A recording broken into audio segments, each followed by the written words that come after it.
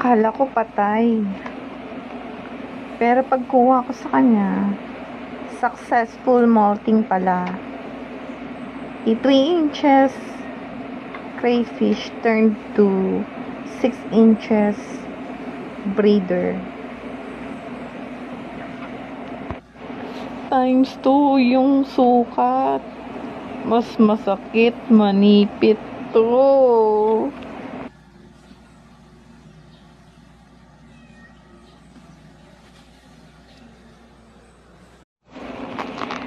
Akala ko patay.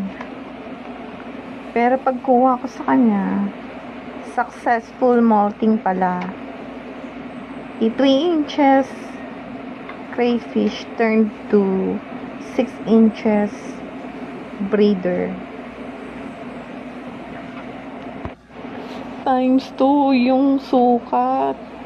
Mas masakit, manipit to.